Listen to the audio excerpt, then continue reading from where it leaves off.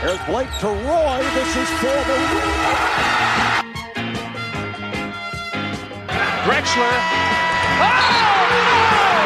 It counts, and Drexler. The Portland Trailblazers select Damian Lillard. It's Lillard. He got the shot off. Lillard, good! And the Blazers win the series for the first time in 14 years!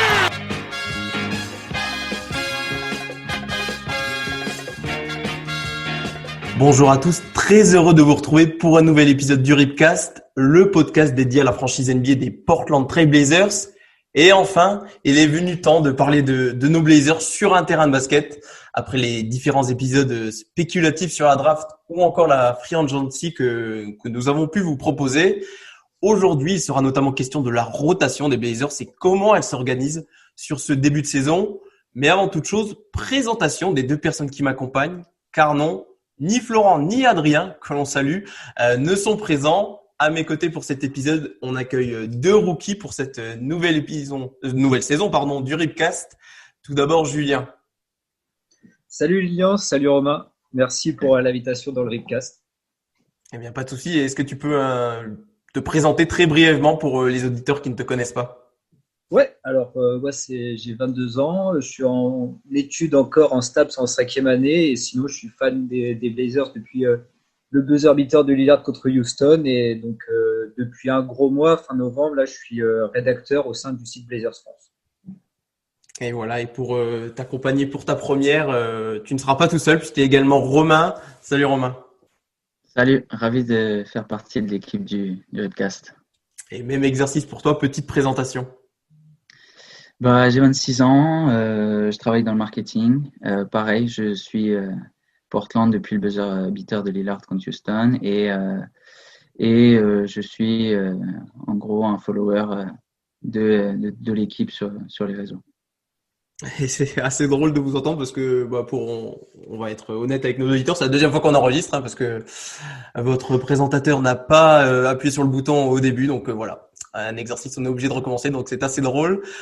Donc vous l'aurez compris, on a décidé d'agrandir l'équipe du Ripcast pour avoir d'autres opinions que celles de Florent, d'Adrien ou de moi-même. Donc voilà, d'autant que cette année on a décidé de sortir les épisodes de manière plus régulière à raison d'un podcast toutes les 2 semaines. On va essayer de tenir ce rythme. Alors le but, ce sera évidemment pas de revenir sur chaque match. Vous pouvez déjà trouver toutes les informations concernant cela sur les comptes d'Adrien ou de moi-même et également sur le site internet dont Julien fait partie. Alors pour chaque épisode, on a plutôt prévu de partir sur un thème principal qu'on analysera au maximum afin qu'on puisse en dégager les grandes tendances. Aujourd'hui, pour cet épisode, ce sera donc les rotations. Vous avez les grandes lignes et avant de débuter, on vous invite comme toujours à nous suivre sur les différentes plateformes de podcast ainsi que YouTube. Sans oublier, nous laisser des commentaires, si vous en avez envie.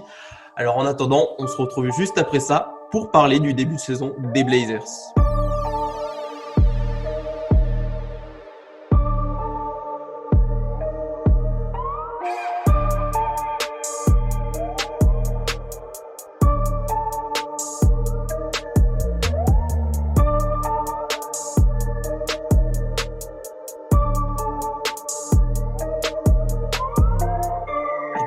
Premier épisode de la saison 2020-2021, on a décidé de se focaliser donc sur les rotations de Portland et notamment de Terry Stotts, car depuis quelques années, l'entraîneur des Blazers s'appuie sur quelques principes de base pour effectuer ces changements en cours de match, un gros temps de jeu pour les titulaires, le fait de laisser Damian Lillard ou CJ McCollum au moins l'un des deux toujours sur le terrain, des principes qui changent rarement d'une saison à l'autre. Mais cette année, il y a une petite différence quand même, puisque l'effectif est plus fourni que jamais, peut-être le plus fourni qu'il a depuis son arrivée dans l'Oregon.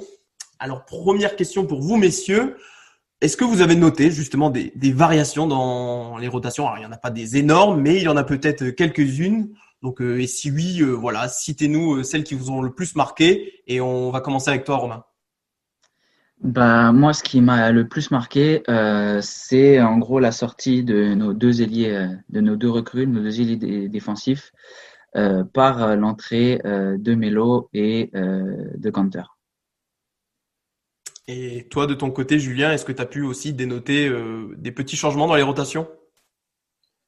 Oui, déjà au niveau de la main, on sait que Terry Stotts aime bien laisser soit McCollum, soit Lillard sur le terrain pour assurer le scoring ou la gestion du match. Et on peut voir des fois, après c'est rarement, c'est par bribes, l'absence des deux sur le parquet. Donc il laisse la main soit Fernie Simons, soit Aaron Neal ou Garrett Trent. Et ça, c'était plutôt assez rare par le passé. Pour débuter, il y a notamment, tu parlais du duo John Jr. Covington, qui est un peu le nouveau duo à la mode dans l'Oregon. Pour une fois, il ne s'agit pas de Damian Lillard et CJ McCollum. Mais justement, ce duo, il nous fait penser à un autre duo défensif qu'on a connu il n'y a pas si longtemps que ça. C'était notamment Mo Harkless et Al-Farouq Aminu qui étaient là il y a encore la saison, pas la dernière, mais celle d'il y a 2 ans. Et on a déjà vu qu'ils ont un gros rôle, notamment défensivement. Est-ce que sur ces 5 premiers matchs, on sait que l'échantillon est très faible, est-ce que tu les as trouvés plus dominants déjà que Harkless et Aminu, Romain? Bah, pas vraiment. Moi, je trouvais que en gros, ils avaient on voit en fait visuellement leur apport. On voit qu'ils sont très actifs sur les lignes de passe, beaucoup de style. On voit leur impact, mais c'est vrai que ça s'est pas vraiment reflété sur les résultats encore. Et toi, de ton côté, Julien, est-ce que pour toi, ils sont déjà plus forts que Aminu et Harkless? Après, c'est une comparaison, les contextes sont différents, mais est-ce que déjà tu trouves que leur impact est d'ores et déjà plus important sur ces 5 premiers matchs? Non, je suis du même avis que Romain sur ce coup-là, parce que Aminou et Harkless, c'était vraiment des profils un peu taiseux, vraiment dans l'ombre. Donc évidemment, ils ne pouvaient pas, par exemple, faire comme à l'image d'un Derrick Jones Jr., contrer en haut de la planche ou pas. Donc il y avait moins des actions qui sautaient aux yeux, et je pense que c'était tout aussi efficace, voire même peut-être plus, car comme on peut le voir, je pense, en ce début de saison, on prend encore pas mal de points.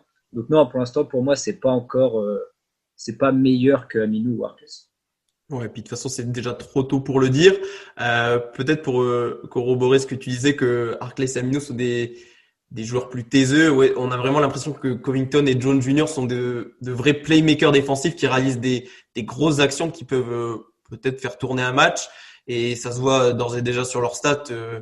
DJ, ça tourne déjà à 1,4 interceptions et 0,8 contre. Et pour Robert Covington, c'est à peu près du même acabit. C'est 1,6 interceptions et 0,6 contre. Mais ce qui est intéressant avec ce duo-là, si on reste dans la comparaison avec Aminu et Harkless, c'est peut-être qu'ils sont encore plus athlétiques et encore plus polyvalents qu'ils ne l'étaient. On sent vraiment qu'on a là 2 joueurs, John Jr. qui peut défendre de 1 à 4 et Covington qui va peut-être défendre jusqu'à un peu plus loin, qui va défendre jusqu'à 2 à 5. Tu es d'accord avec cet argument-là, Romain? Ouais, bah, carrément. En fait, pour moi, tout leur duo, en fait, ce qui est intéressant, c'est le potentiel qu'ils peuvent amener. Il manque encore des automatismes. Il manque sûrement aussi un peu enfin voilà, j'imagine que Stotts tâtonne aussi un peu de son côté, mais ils peuvent en fait changer la manière dont on va défendre en fait. Et je pense que c'est ça qu'on recherche et c'est ce que ne pouvaient sûrement pas faire Aminu et Harkless. Pour continuer dans ce que tu dis, ça ouvre les possibilités défensives de Portland d'une manière plus collective. Moi, j'ai trouvé personnellement que, notamment sur les derniers matchs face aux Lakers ou même le premier match face aux Warriors, ça ouvre des possibilités défensives dans le sens où collectivement Portland peut proposer autre chose. Depuis quelques années, on était un peu stéréotypé. Voilà, Portland, ça fait du drop. Les arrières ont du mal à passer sur les écrans, donc ça laisse pas mal de shoots ouverts, notamment après écran. Mais là, j'ai trouvé qu'on pouvait jouer plus haut. Qu'on switchait un tout petit peu plus, même si c'est clairement pas la philosophie de Stotts. Est-ce que tu es d'accord avec ces petites observations, Julien? Est-ce que c'est aussi ce que tu as pu voir? Oui, bah oui, complètement. Covington et Jones Jr., les deux sont des profils quand même très athlétiques, très mobiles, donc ça peut switcher sur 1-4 comme tu l'as dit. Donc c'est très bien. On voit par exemple Derrick Jones Jr. face à Golden State, il était en mission sur Curry. Covington, par exemple, ça va peut-être plus sur un profil un peu plus physique à l'intérieur. Donc non, c'est très bien. Ils arrivent à insuffler un élan défensif qui peut être vraiment intéressant pour Portland.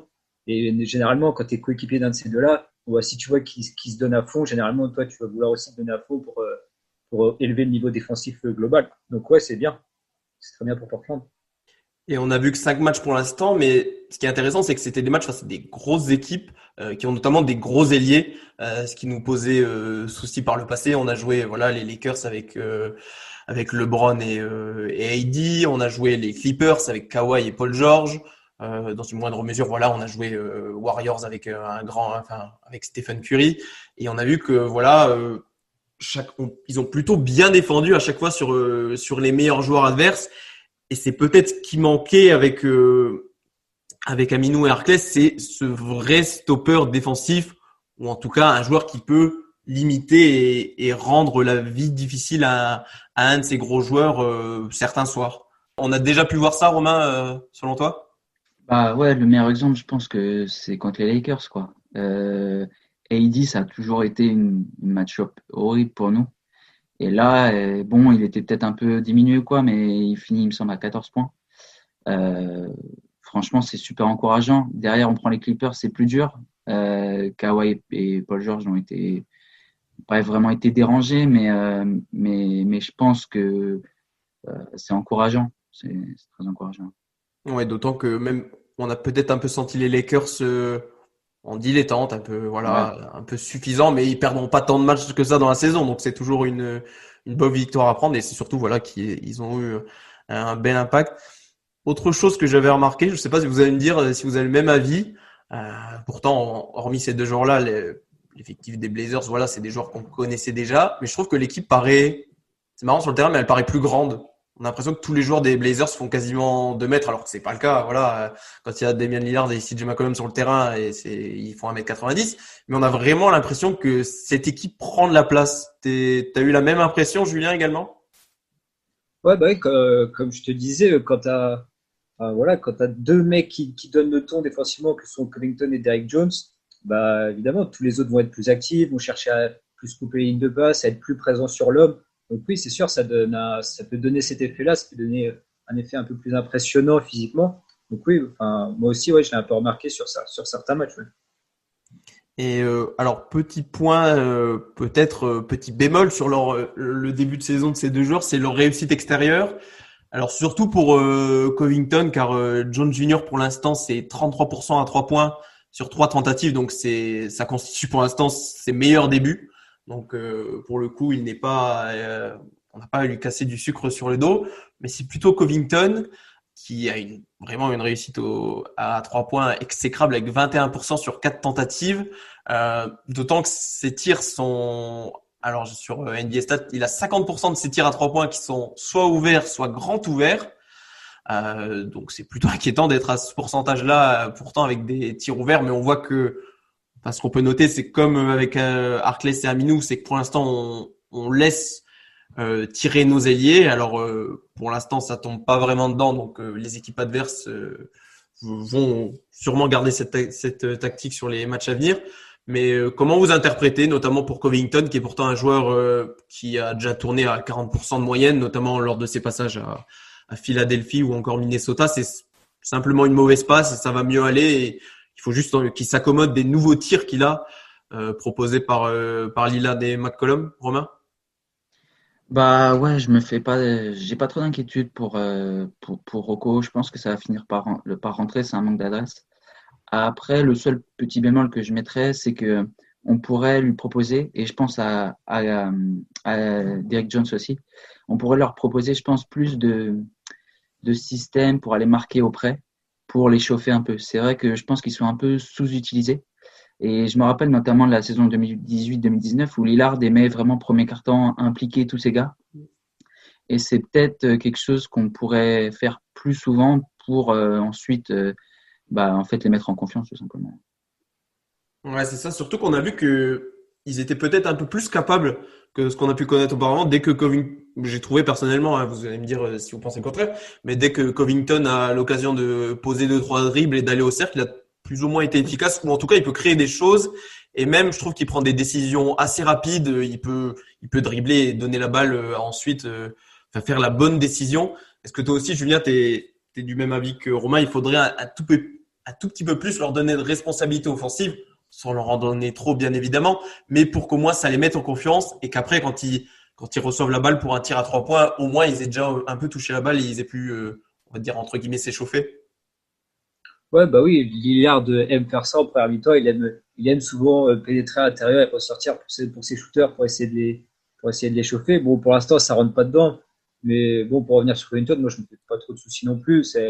Il a été étiqueté comme un défenseur élite et shooter. Ouais, je me fais pas trop de soucis pour lui. L'adresse, ça va, ça vient. Enfin, je me fais pas de soucis, ça va revenir. Il a 21%, je crois que tu l'as dit. Ça va pas rester là. C'est pas possible de rester à 21% quand tu sais mettre un shoot à 3 points. Donc non, pas trop de soucis là-dessus. Donc voilà. Ouais, la tâche va peut-être incomber plus à Terry Stotts et également à Lillard et McCollum qui sont en charge de porter la balle pour un peu plus les impliquer et les mettre davantage en confiance. Donc voilà, maintenant on va passer, pour continuer sur notre thème des rotations, on va passer des titulaires aux joueurs du banc, et notamment les 2 joueurs du banc qui animent un peu les débats sur ce début de saison. Je parle bien sûr de Carmelo Anthony et Gary Trent Jr. Alors, une situation plutôt intéressante pour Portland, car on a pu jouer à la fois avec les 2 joueurs. Une fois c'était contre les Lakers, on a joué seulement avec Gary Trent Jr. car Carmelo Anthony était placé en protocole de santé et de sécurité par la NBA. Et sur les 2 derniers matchs, on a vu seulement Carmelo Anthony, car cette fois, c'était Gary Trent Jr. qui faisait faux bond pour une contracture au mollet, il me semble. Alors c'est un petit peu dur sur 5 matchs, voilà. Puis on n'est pas dans la tête de Terry Stotts, mais est-ce qu'il y a, sur ce que vous avez vu, un joueur qui a pris l'ascendant et qui se dégage pour au moins mériter plus de minutes dans la rotation, Romain? Bah, moi, je mettrais une pièce sur Gary. Melo est bon, hein, mais c'est juste que en fait la progression de Gary est trop importante. En plus, Hood est un peu en limitation de minutes et à part son match où il reste un peu sur le banc à 6 minutes, il en profite carrément. Ça réussite à 3 points insolente. Il nous aide en défense, donc il n'a pas de point faible en fait. Il n'a pas de point faible. Et toi, Julien, aussi, tu pars sur le postulat Gary Trent Jr. Ouais, même si après ils sont pas sur le même poste, donc tu peux jouer avec les 2 ensemble. Mais oui, s'il fallait vraiment mettre un visage sur la seconde unité, vraiment sur l'efficacité de la seconde unité, pour moi, ouais, c'est Gary Trent qui illustre ça, car comme l'a dit Romain, il y a tout qui tombe dedans. Dès qu'il se lève pour envoyer, ça rentre. Et il aime défendre en plus. On voit qu'il aime bien prendre le meilleur extérieur adverse. Donc non, c'est vraiment un joueur parfait pour la seconde unité. Surtout vu sa draft qui était au début on pouvait pas y prêter un tel potentiel c'est un vrai style quoi comparé à sa draft. Bah, c'était un shooter déjà averti du côté de Duke, mais c'est vrai que on en parlait lors du premier enregistrement, mais c'est notamment Romain. C'est vrai qu'il a une vraie création de tir qui se fait maintenant. C'est plus seulement un spot-up shooter, il peut se créer ses tirs. Et ce qui est assez drôle pour moi, c'est que je trouve qu'il crée pas tant de différence que ça avec ses défenseurs, mais pourtant il arrive à s'élever. Quand on voit son step back, c'est pas le step back qui fait le plus de différence dans la ligue, mais pourtant il arrive à se le créer, à avoir ce petit temps d'avance sur le défenseur. Donc c'est très positif, et c'est peut-être pourquoi peut-être on a une petite préférence sur Gary sur ce début de saison. C'est parce que Carmelo Anthony lui a eu des débuts plutôt mitigés, notamment sur les 2 premiers matchs. On l'a vu faire beaucoup d'isolation, beaucoup monopoliser la balle en seconde unique. Comment justement vous trouvez qu'il s'acquitte de ce rôle? L'an dernier, il était titulaire, il jouait beaucoup avec Lillard et McCollum. Cette année, il a un peu été intronisé de par son statut leader de la seconde unité. On a vu que sur les premiers matchs, c'était pas forcément très concluant. Qu'est-ce que tu en as pensé, Romain? Je pense que ça part d'un bon sentiment. Il a envie de porter l'équipe quand un des deux Lillard ou McCollum est sur le banc. Mais en fait, il manque. Enfin, même s'il est très bon sur son post-up, je suis allé voir 1,2 points par possession, c'est très bien. En fait, ça ralentit trop notre attaque. On est trop statique. Et c'est peut-être pas forcément que de sa faute, mais en tout cas, c'est un problème. Et on aimerait le voir plus shooter. Il est à 50% à 3 points. Et on sait que enfin, il n'a pas peur de prendre des tirs, etc. Donc, c'est un peu ce qui va contre lui, quoi, plus le côté défensif où parfois on l'associe aux mauvais joueurs. Ouais, c'est ça, d'autant que depuis qu'il est revenu enfin, depuis qu'il est arrivé à Portland plutôt, il a une réussite extérieure plutôt bonne. En tout cas, il a retrouvé celle d'antan par rapport à ses derniers passages à Houston ou Oklahoma City où sa réussite à 3 points, elle avait plutôt fui. Mais Julien, ouais, c'est peut-être la clé de son enfin, les joueurs avec lesquels il a associé, c'est peut-être ça qui permettra à Melo d'être plus efficace. Voilà, avant de te laisser la parole, il y a une stat qui illustre un peu tout, c'est quand Melo rentre avec Enes Kanter, enfin quand ils jouent plutôt ensemble les deux, depuis le début de la saison, ils ont été associés pendant 63 minutes. C'est un plus-minus de moins 22, donc autant dire que c'est catastrophique. Est-ce que c'est justement ça que Teristos doit un peu changer? Il doit associer Melo avec d'autres joueurs. Je pense en premier lieu à ceux qu'on a cités auparavant comme Jones Jr. ou Covington. Bah, concernant avec son duo avec Enes Kanter, oui, voilà, c'est deux joueurs réputés très bons offensivement, mais défensivement, c'est bien tout le contraire. C'est vraiment pas des mecs focalisés là-dessus. Donc oui, l'idéal, ce serait de l'associer avec un Derrick Jones Jr. ou un Robert Covington pour équilibrer un peu tout ça. Et oui, mettre aussi un meneur à ses côtés qui lui enlève la balle dès le début de la possession. Car on sait que Melo, dès qu'il a la balle dans les mains, généralement, la première chose à laquelle il pense, c'est d'envoyer pour shooter. Et donc, des fois, oui, ce qui est plus intéressant dans le Melo, c'est quand il est dans le corner, en bout de chaîne, où par exemple, tu vas avoir un drive de McCollum ou Lillard et où ça va être ressorti dans le corner. Et là, comme on peut voir, je crois qu'il est très efficace à 3 points. Donc, c'est là qu'il peut être aussi vraiment très intéressant. Et ce qui était d'autant plus surprenant, peut-être, c'était le fait on l'a dit, de voir que Terry Stotts, notamment à la fin des premiers cartons et des troisièmes cartons, sortait souvent DJ et Rocco en même temps, ce qui peut paraître assez surprenant. On aurait pu penser qu'il aurait pu en laisser un des deux, comme il peut faire avec Lillard ou McCollum, mais c'est peut-être là la clé, associer Melo avec Jones Jr. ou Covington, mais même chose pour Kanter. Peut-être également l'associer avec l'un de ces deux joueurs pour que voilà, défensivement ce soit au moins correct. Après offensivement, voilà, Melo doit aussi maintenant épurer son jeu, il doit un tout petit peu moins voilà, jouer on va dire, c'est un joueur un contrat formidable, mais voilà, il a 36 ans, donc c'est plus le joueur qu'il était auparavant non plus. J'ai dénoté une petite amélioration sur les derniers matchs, notamment un petit peu moins on va dire un peu plus de réflexion, il fonçait un peu moins tête baissée. On a notamment vu des moments, et un moment qui m'a marqué, moi, c'est dans le premier match face aux Warriors. Il prend un post-up, il renvoie la balle à McCollum, mais McCollum, il lui dit non, c'est à toi là, c'est l'action, il restait 7 secondes sur la possession, donc il dit là, c'est à toi de le prendre. Et là, il l'a pris du coup. Et je trouvais que voilà, il faut vraiment qu'il prenne ces tirs-là quand par exemple l'équipe est en déficit sur une possession, mais on veut plus revoir ce qu'on a pu voir par exemple. Je crois que j'ai en tête, c'est contre Utah où à un moment il va prendre 2 tirs tout de suite dans les premières secondes des possessions consécutivement. Ça c'est pas possible, comme il l'a dit Romain, ça ralentit complètement le jeu de Portland, donc c'est pas le but. Donc voilà, on va voir comment Melo va s'accommoder de ce rôle. Est-ce qu'il va un tout petit peu épurer? En tout cas, on a vu que sur les derniers matchs c'était peut-être mieux, donc on espère qu'il va continuer sur cette voie. J'aimerais votre avis sur Gary Trent Jr., vraiment très très fort en tout cas sur le match face aux Lakers. Julien, je vois que tu souris. Qu'est-ce que tu peux nous dire sur son gros match face aux Lakers? Non, c'est lui qui nous remet dedans un peu face aux Lakers. Je me rappelle qu'on commence mal, on prend 20 points assez rapidement.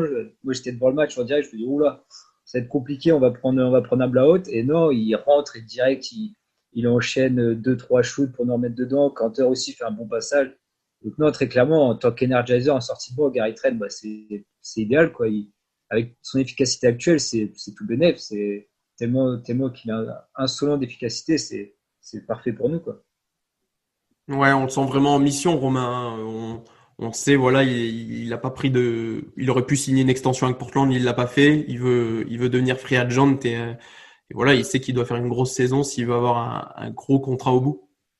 Ouais, et il n'y a pas grand-chose qui a l'air de lui faire peur. Et il le prouve sur le terrain, quoi. Sa progression, elle est folle. Donc, en fait, qu'il continue comme ça, hein. Pour nous, c'est avant la free agency, pour nous, c'est tout bénef. Et si vous devrez, allez, pour clore ce petit passage sur Melo et Gareth Trent, est-ce que selon vous, il y en a au final un qui va avoir un tout petit peu plus de minutes ou est-ce que ça va être plus ou moins égal autour de la vingtaine? Est-ce qu'il y en a quand même un qui va prendre l'avantage? Personne ne se lance là. Allez, on va dire Romain, si tu devais en dire un. Ouais, je pense que Gary va prendre l'avantage. Comme on l'a dit, il pose moins de soucis en défense. Et en attaque, il est tout aussi efficace. Et puis, il faut faire attention aux éventuels, au retour de Zach. Il peut jouer avec Melo, mais c'est quand même un poste intérieur. Peut-être la rentrée de Harry Giles. À voir ce qu'on fait avec Nasir Little. Donc, tout ça, pour moi, c'est plus contre Melo que pour lui. Ouais, on en parlera peut-être à la fin du fait que pour l'instant, Terry Stotts, ça a pas tout à fait son problème de riche encore parce que pas forcément tous les joueurs de son effectif sont à 100% physiquement. Mais toi aussi, Julien, tu penses que Gary Trent Jr. va au final prendre le pas sur Melo. Voilà, comme l'a dit Romain, il y a moins de consenti à faire avec Gary qui nous apporte aussi bien offensivement que défensivement. Ouais, je serais pas étonné que au fil de la saison, il monte à 25-30 minutes, surtout s'il continue à shooter comme ça. Donc non, oui, s'il fallait en sortir un, je pense que c'est Gary Trent qui aurait plus de minutes au bout d'un moment que Carmelo Anthony. Et pour continuer sur notre thème des rotations de Portland, on va également rester dans une certaine dualité, mais cette fois sur le front de courte. Alors, on va d'abord parler d'Enes Kanter. On le savait, le Turc allait être le backup, pardon, de Yusuf Nurkic au poste de pivot. Et on savait également ce qu'il allait nous apporter, c'est-à-dire propreté en attaque, rebond offensif souvent bien gratté et une défense plutôt permissive. Allez, Julien, pour commencer, est-ce que j'ai bien brossé le portrait d'Enes Kanter sur ses 5 premiers matchs? Oui, oui, c'est tout à fait Enes Kanter, hein. Depuis son époque au KC, on le connaît. Quand ça rentre, c'est un formidable energizer. Ça t'apporte des points, du rebond offensif. Bref, de l'activité d'un côté, mais de l'autre, c'est toujours un peu plus compliqué. Donc, généralement, quand il est sur le terrain, on peut s'attendre à prendre quelques vagues à l'intérieur. Mais oui, c'était un bon portrait. Toi aussi, Romain, tu es fidèle à ce qu'on pouvait s'attendre d'Enes Kanter sur ce début de saison? Ouais, ouais, ouais. Et je trouve qu'il est bon dans ce qu'il fait en plus, hein. Il finit bien au prêt, il prend beaucoup de rebonds. C'était un peu un de nos soucis l'année dernière, à part Whiteside qui prenait beaucoup de rebonds, on avait un petit problème et je pense que il fait son taf. Donc c'est bien.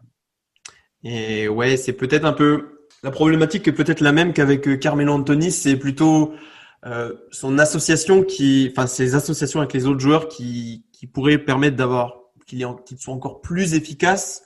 Parce que voilà, on en a parlé de l'association Kanter-Melo, c'est franchement pas une réussite.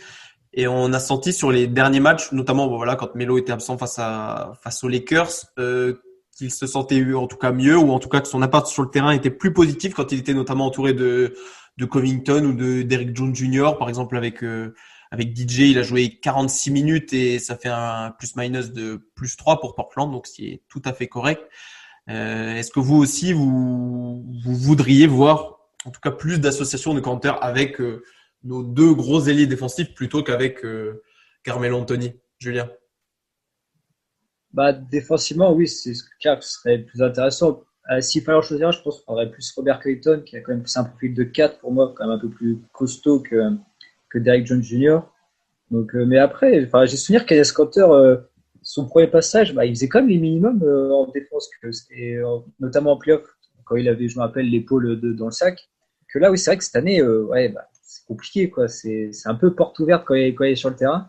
Donc, je pense qu'il peut quand même faire plus. C'est quand même un peu, il y a quand même un peu une question mentale. Je pense s'il veut s'y mettre, il peut quand même élever son niveau défensivement. Ouais, tu mentionnais, c'est vrai que lors de son passage, c'était lors de la saison 2018-2019, il me semble. Ou c'était peut-être celle Ouais. d'après. Enfin bref, quand on va en finale de conférence face aux Warriors, c'est vrai qu'il a eu un gros passage défensif. Alors je pense que c'était plutôt lié au contexte, le fait que Youssouf Nourkic s'était blessé, il était intronisé titulaire, il y avait une certaine, on va dire qu'il était galvanisé par l'enjeu. En plus, au premier tour, voilà, il avait joué son ancienne équipe au KC, donc je pense que c'était un ensemble de facteurs qui avait fait qu'il était galvanisé. Mais aussi, je pense que la clé pour lui, c'est on l'a peut-être vu sur les derniers matchs, c'est notamment, voilà, on parlait que John Jr. et Covington amènent le fait que ça peut changer des choses dans la dynamique collective sur le plan défensif. Et je pense que Kanter doit pas jouer à outrance ce drop parce que clairement, dès que l'intérieur adverse est sous le panier face à lui, c'est bucket. Donc, mais là, on l'a vu sur les derniers matchs, être un peu plus haut, au moins venir contenir, par exemple, quand c'est le porteur de balle, éviter qu'il shoote directement en sortie d'écran. Donc, j'ai trouvé ça intéressant. Donc voilà, je sais pas si vous avez un mot à rajouter sur Kanter, sur ses associations potentielles. Voilà pourquoi je parlais de dualité. Parce qu'il y en a un peut-être qui mériterait d'avoir plus de temps de jeu pour le coup, c'est Harry Giles. Alors il a fait une grosse pré-saison, c'était un peu la hype de la pré-saison tellement il n'y avait pas grand-chose à en ressortir pour Portland. Et on l'a vu là sur le premier des 2 matchs face aux Warriors, il a fait plutôt une belle rentrée. Est-ce que vous pensez qu'il mériterait des minutes, notamment, alors peut-être pas au-dessus, peut-être pas mériter plus de minutes que Kanter, mais en tout cas peut-être que sur certains matchs, face à certaines line-up, est-ce que Harry Giles ne serait pas un meilleur compromis qu'Enes Kanter, Romain? Ouais, c'est compliqué parce qu'on a très peu d'échantillons sur lui. Mais après, c'est sûr que si on veut switcher, c'est indéniablement, c'est mieux parce qu'il est beaucoup plus mobile, quoi. Et après, là où c'est intéressant aussi, surtout en l'absence de Zach, c'est qu'il semblerait qu'il puisse faire 4 et 5. Donc, c'est pas, ça peut être le remplaçant de Kanter dans certaines situations où l'équipe en face fait du small ball, mais ça peut être aussi en complément de Kanter parfois. Donc, à voir, mais ouais, il a l'air intéressant, quoi. Et c'est pourquoi pas, voilà, on parlait que peut-être on veut plus revoir, hein, en tout cas, l'association Kanter Melo, mais une association Melo-Giles pourrait avoir du sens, dans le sens où on aurait un petit rim protecteur, mais au moins un profil beaucoup plus défensif que ne l'est le Turc. Toi aussi, Julien, quel est ton avis sur Harry Giles? Pour moi, Rick Giles, sur ce qu'il a montré sur la pré-saison, ouais, il mérite clairement du temps de jeu. Mais bon, comme l'a dit Romain, Enes Kanter, il fait le taf pour l'instant. Donc, je vois pas pourquoi on lui baisse ses minutes. On sait que Kanter apporte ce qu'on attend de lui. Au final, c'est plus Youssouf Nurkic qui déçoit un peu. Mais bon, de là à prendre la place de Youssouf Nurkic, non, on va pas demander ça à Stott. Donc, Harry Giles, offensivement, il apporterait déjà un jeu de passe quand même beaucoup meilleur, largement meilleur qu'Enes Kanter. C'est quand même un mec un peu plus all-around offensivement, Harry Giles. Et oui, défensivement, oui, ce serait pas la même. Il y aura une sacrée upgrade, capable de faire quelques contres, il bouge assez bien. Après, là, Romain a évoqué l'idée de le mettre en 4. Ça me paraît quand même un peu grand, Harry Giles. Je crois qu'il fait quand même 2-10, 2-11. Je sais pas si ce serait quand même lui rendre service de le mettre en 4. Moi, toujours pareil, je pense que ça dépend avec qui il est associé. S'il est associé avec quelqu'un de shooter, je pense que ça pose pas tellement de soucis. Ça dépend, voilà. C'est pour ça que je parlais d'une association avec Melo qui pourrait pas être dépourvue de sens. Après, sur Harry, voilà. En fait, je trouve que c'est typiquement le joueur sur un très court temps de jeu qui peut beaucoup t'apporter. On voit que c'est vraiment un vrai energizer dès qu'il est sur le terrain. Il se passe des choses, quoi. C'est son entrée aux Warriors, il récupère, il fait un contre, il récupère un ballon, il sert Derrick Jones Jr. sur un cut pour un dunk. Donc on sent qu'il est plein de potentiel, plein de bonne volonté. En plus, on sent qu'il se plaît vraiment dans cet environnement. Donc peut-être qu'il aura sa chance dans les semaines à venir. Et maintenant, on va passer peut-être un dernier mot dans les rotations à un homme qui a encore un rôle assez important. C'est la petite pépite de l'Oregon, on va dire, même si Gary Trent Jr. lui est peut-être passé devant dans le cœur de certains fans. C'est Anthony Simons. Deuxième saison pour lui en tant que backup meneur de Damien Lillard. On sait que pendant l'intersaison, ça a été l'un des gros sujets. Est-ce qu'on doit prendre un meneur remplaçant justement, parce que ça n'a pas forcément été très concluant sa première saison dans ce rôle-là. Moi, j'étais pas pour. Pour l'instant, sur ce début de saison, Simons on va dire qu'il fait du Anthony Simons, quelques flashs qu'on voit toujours de son talent, et puis toujours des petites erreurs, moins peut-être que déjà l'an passé sur ses 5 premiers matchs. Je trouvais qu'il faisait plus beaucoup d'erreurs de rookie en tout cas. Comment vous trouvez qu'il s'acquitte de son rôle de backup meneur pour sa deuxième saison dans ce costume, Romain? Comment dire, Julien a dit que parfois, de très rares cas, on a fait des line-ups sans ni Lillard ni McCollum. Et il était dedans. Et je trouve qu'en fait, il est toujours un peu juste quand c'est lui qui doit créer, en fait. Par contre, là où je l'ai trouvé beaucoup mieux que l'année dernière, c'est quand il est associé à Lillard ou à McCollum et qui doit jouer finalement plus 2 et scorer. Et là, je l'ai trouvé beaucoup plus efficace que la saison dernière et beaucoup plus en fait déterminé, sachant ce qu'il doit faire. Donc, c'est intéressant, mais en tant que meneur, j'ai encore un peu du mal, quoi. T'es sur la même lignée, Julien? Ah oui, totalement. Je suis totalement d'accord avec Romain. Pour moi, pour l'instant, sur ce qui monte, c'est pas vraiment un 1, c'est vraiment plus un 2 qui est capable. On sait à 3 points, il est quand même efficace. Des fois, sur un match, je crois, il avait enchaîné 2 ou 3 paniers à 3 points sur les services de Lillard, notamment, qui ressort sur lui. Enfin, il a un vrai shoot, mais s'il faut lui donner la balle dans les mains pour driver une attaque, je suis quand même pas vraiment serein, quoi. Après, il est encore jeune, il a 21 ans, il y a encore un potentiel à développer, mais bon, là, vu cette année, les attentes qu'ont Terry Stotts, Neil O'Shea et Portland en général, je sais pas si en playoff, je pense que ça va être un peu juste si Simon c'est le backup de Lillard. C'est pour ça, moi, je fais partie de ceux qui ont encore un peu une interrogation sur lui, et je pense qu'il aurait été intéressant de choper un vétéran meneur, quoi, pour bien mener le ballon, pour être bon dans la gestion, quoi. Justement, pour rebondir là-dessus, moi je trouve que cette année, il est vraiment catalogué dans un rôle, ou plutôt que l'an dernier, on lui disait, t'es le backup meneur, vas-y, gère la seconde unit. Un peu sans vraiment un fil conducteur. Je trouve que cette saison, alors pas quand il est tout seul dans le 5, mais quand il a soit Lillard, soit McCollum, je trouve qu'il a maintenant il a un profil de role player. Il prend énormément de tirs à 3 points sur ce début de saison, beaucoup en sortie de course ou après un écran, et je trouve ça intéressant. Et on sent vraiment que Stotts veut pas forcément l'employer comme le backup meneur.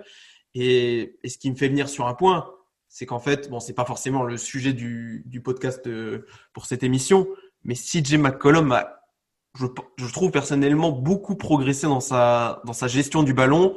Même quand il y a Lillard, je trouve qu'il porte énormément la balle et il le fait. Bon, voilà, tout le monde le voit, il est en feu sur ce début de saison, mais il le fait particulièrement bien. Est-ce que voilà, je sais pas, est-ce que vous êtes du même avec moi? Est-ce que vous pensez que vraiment que au final, Simon, c'est une année de, voilà, tu l'as dit, Julien, cette année, clairement, on va pas dire Portland joue le titre, mais en tout cas, joue gros, notamment que ce soit Terry Stotts, Damien Lillard, il y a un petit sentiment d'urgence pour cette saison. Est-ce que vous sentez vraiment que cette saison, on va peut-être mettre un tout petit peu le développement de Simons de côté pour lui donner un vrai rôle de role player, justement? Romain? Ouais, carrément. Et je pense que ça va lui faire du bien, en fait, d'avoir moins. Il va peut-être un peu moins jouer, mais avec moins de pression. Et du coup, je pense que ça va le faire progresser. Et aussi, j'aimerais bien voir si là on vient de mettre un blowout à Golden State, et j'aimerais bien voir dans la saison si ça se confirme qu'on est meilleur, etc. Le voir et tout seul en meneur. Avec des meilleurs joueurs. Parce que c'est vrai que l'année dernière, il était avec Ezonia, il était avec. Le niveau baissait trop et du coup, ça devenait ingérable. Alors peut-être que maintenant, ça serait plus facile pour lui, mais c'est que dans les rares cas où on mettra l'adversaire à distance. Ouais, voilà, comme tu l'as dit, c'est vrai cette année, il a pas le même matos aussi à côté de lui dans la seconde unit, donc ce sera peut-être intéressant. Peut-être qu'il sera capable de faire plus de passes décisives, même si on sent que la vision de jeu, c'est encore clairement quelque chose qui est pas forcément dans son panel. Mais c'est vrai que l'installer en tant que role player, ça peut lui permettre de bosser d'autres aspects de son jeu qui sont pas forcément totalement établis. Son tir à 3 points est bon, mais encore assez, comment dire, Streaky, ouais. irrégulier. Pareil pour sa capacité à driver, on sent vraiment un vrai potentiel, mais de temps en temps, on a encore un peu de difficulté. Pareil pour toi, Julien, tu penses qu'il peut, enfin, comment tu l'as perçu sur ce début de saison? Déjà, oui, vous l'avez dit, Lilian et Romain, au niveau de la pression, je crois que même lui avait fait une déclaration là-dessus, en sortie de saison l'année dernière. Il disait, mais j'ai pas compris pourquoi tout le monde attendait à ce que je score, pardon, 15 points de moyenne. Enfin, tout le monde s'attendait à ce que vraiment j'explose littéralement, alors que je pense même lui, il s'attendait pas à autant d'attentes. Et donc oui, peut-être que là, cette année, on va vraiment le mettre plus on va l'accompagner de McCollum Lillard et vraiment lui enlever la balle dans les mains, parce que comme on a dit, au niveau de la gestion, c'est pas encore trop ça. Mais sinon moi j'ai trouvé intéressant sur le début de saison. Défensivement, on voit bien, il essaie quand même de se donner. On savait que l'année dernière, il était quand même souvent ciblé quand il était sur le terrain, et c'est un physique qui est tout frêle. Là, je pense qu'il s'est quand même un peu plus endurci physiquement. Donc non, il essaye de se donner défensivement, c'est quand même intéressant. Il montre certaines qualités, et puis offensivement, parce qu'il a quand même un bon shoot. Quand il va au drive, alors ok, des fois c'est un peu tendre, mais il a quand même certaines qualités athlétiques qui lui permettent d'aller au drive. Donc non, ça va, c'est quand même assez intéressant. Mais bon, je le dis, je le répète, c'est encore un peu léger si on veut vraiment le mettre en backup de Lillard. Mais justement, pour un peu, voilà, pour terminer cette émission, tu parlais, voilà, justement de ce problème de la main qui, pour toi, tu aurais voulu un meneur remplaçant pris à la free agency ou sur un trade, mais voilà. Euh, mais est-ce que justement sur les minutes où Lillard n'a pas le ballon, où c'est McCollum, où c'est très rarement Simons, comment vous avez perçu le je cherche mes mots, mais comment Portland a porté la balle sans son leader principal? Comment vous avez trouvé ça justement sans meneur remplaçant ou alors Simon Slay? Mais bon, voilà, on sait que c'est pas forcément le cas. Romain. On fait confiance à McCollum. Je veux dire, il n'a pas de problème à avoir le ballon entre les mains. Mais le souci, et c'est partagé entre peut-être McCollum et le coaching staff, c'est que euh, c'est dans la variété du jeu qu'on propose. Quand Lillard est pas sur le terrain, c'est trop souvent la même chose, trop souvent pick and roll, trop souvent isolation. Donc c'est plus de diversité à trouver. Mais, mais bon, en soi, j'ai pas de problème avec McCollum qui porte le ballon. Peut-être utiliser plus Nurkic en tant que créateur en poste haut. Ouais, responsabiliser Nurkic serait peut-être une bonne solution. Après, voilà, on sent qu'il est vraiment en délicatesse sur ce début de saison. Physiquement, il est pas au top, ça se sent. Mais peut-être lui donner plus de responsabilité dans la création lui permettrait de retrouver un peu des couleurs. Qu'est-ce que toi t'en penses, Julien? Justement, tu voulais le backup meneur. Qu'est-ce que tu penses de la gestion de CJ, de rares moments de Simons? Comment tu la vois cette équipe de Portland quand il n'y a pas Lillard sur le terrain? Bah, à partir du moment où CJ continue sur ce rythme-là, moi j'ai aucun problème à ce qu'on lui donne la balle dans les mains, hein. Vraiment, si on sait qu'il a souvent eu des problèmes de régularité, mais là, sur ce début de saison, bah, il n'y a pas grand-chose à lui dire. Il met dedans, il sait faire tourner pour les autres. On sait que voilà, Terry Stotts aime bien mettre vraiment le pick and roll à Nurkic, Lillard. Ensuite, Nurkic, et suivant, soit il roule vers le cercle, soit ça va sortir sur un shooter. Et c'est vrai que quand tu n'as pas Lillard ou McCollum pour jouer ce pick and roll-là avec Nurkic, c'est tout de suite un peu plus compliqué. Ouais, ça va être, bon, généralement, s'il n'y a pas un des deux sur le terrain, ça va être Melo qui est sur le terrain. Et donc là, tu vas avoir un peu d'ISO post-up. Donc oui, c'est tout de suite plus prévisible en attaque. Et donc c'est pour ça on a quelques difficultés. Après, Gary Trent, voilà, comme on disait, il peut apporter aussi sa création. Donc on a d'autres alternatives, mais c'est moins efficace. C'est moins efficace sur la durée, quoi. Mais pour terminer, c'est l'impression que j'ai. Vous allez me dire, je suis curieux de connaître votre avis. Je trouve que McCollum a vraiment, maintenant, avant quand il portait la balle, voilà, c'était vraiment un porteur de balle, comment dire, par défaut, parce qu'il fallait le faire, parce que Lillard sortait, voilà. Mais je trouve que maintenant, il s'est vraiment entaché de ce rôle, qu'il est capable de plus travailler sur pick and roll, mais pas pick and roll pour lui prendre un tir à mi-distance, pick and roll pour justement servir un coéquipier, servir soit le roller, soit faire un drive and kick, même dans, voilà, même je trouve il voit mieux le jeu en tout cas. Je sais pas si vous avez la même impression, mais en tout cas, moi, c'est ce que j'ai ressenti sur ces 5 premiers matchs. Romain. Ouais, bah, je suis d'accord. Pour moi, c'est les joueurs autour, en fait, où il faut lui proposer, en fait, plus de mouvements parce que je pense qu'il peut largement profiter. Donc, faudrait plus de cuts, plus de trucs comme ça, des trucs qu'on voit pas enfin, des trucs ça a l'air de rien, mais des 2 points proches du panier, il peut largement servir. Je pense qu'il même, il peut jouer comment dire, envoyer Derrick Jones au dunk, etc. Il peut le faire, je pense. Donc, faut Ouais, en on l'a pas profiter. forcément vu, mais ouais, c'est vrai qu'il en a fortement les capacités. Et ouais, tu parlais du mouvement sans ballon, c'est quelque chose qui nous a beaucoup manqué l'an passé, alors qu'on avait l'habitude, c'est quelque chose qu'on avait l'habitude de voir dans les systèmes des Terry Stotts. T'as toujours des joueurs qui sont constamment en mouvement. À l'époque, voilà, si on se rappelle un peu, c'était des joueurs comme Jake Layman, Pat Connaughton, ou même voilà, Arkless Amino, c'était des gros joueurs de cut, de mouvement sans ballon. Ce qu'on aimerait un tout petit peu plus voir pour Jones Junior et Covington, mais ça va certainement venir. Même avis pour toi, Julien, tu sens que McCollum peut assumer ce rôle tout au long de la saison? Ouais, ouais, il y a une vraie progression cette année dans la gestion et s'il continue comme ça, oui, j'ai aucun problème parce que vraiment, bah, le deuxième meneur officiel, enfin, celui qui a le plus le ballon dans les mains, oui, j'ai aucun problème parce que ce soit McCollum. Il peut tout à fait gérer la main en l'absence de Damien Lillard. Ouais, d'autant qu'on sent que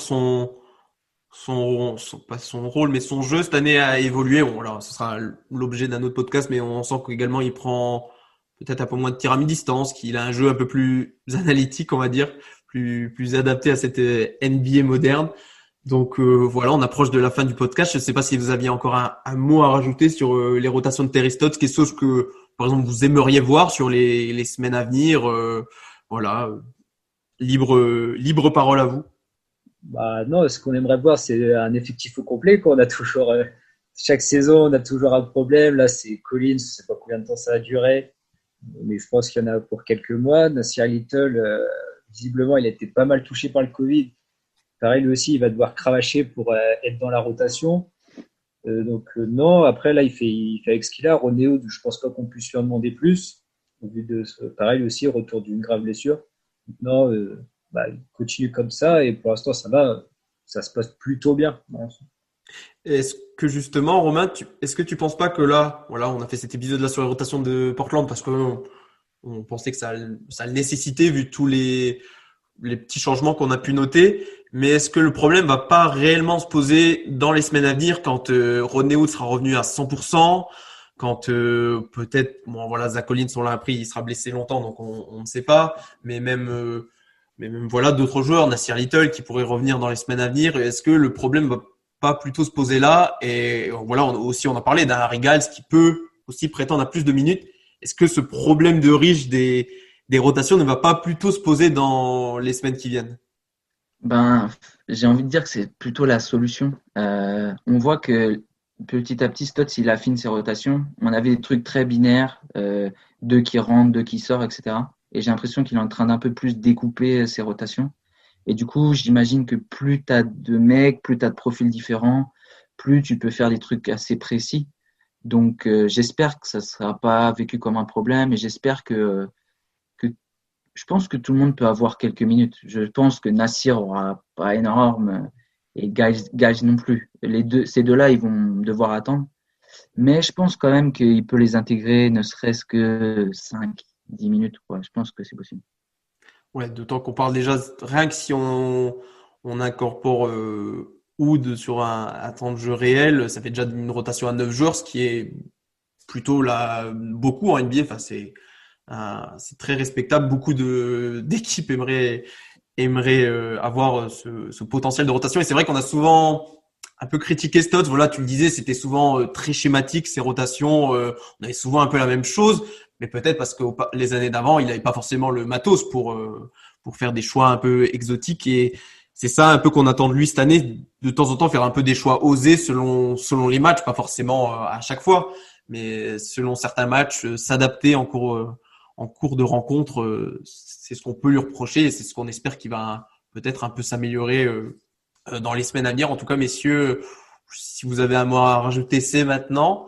Sinon, on peut conclure sur ces derniers mots, ce premier épisode de reprise pour cette saison 2020-2021. Donc, comme d'habitude, on vous invite à nous suivre sur les réseaux. Alors, vous pouvez suivre Julien @Julien_Boissel. Vous pouvez suivre Romain @Robichaud 77 et moi-même @Blazers France.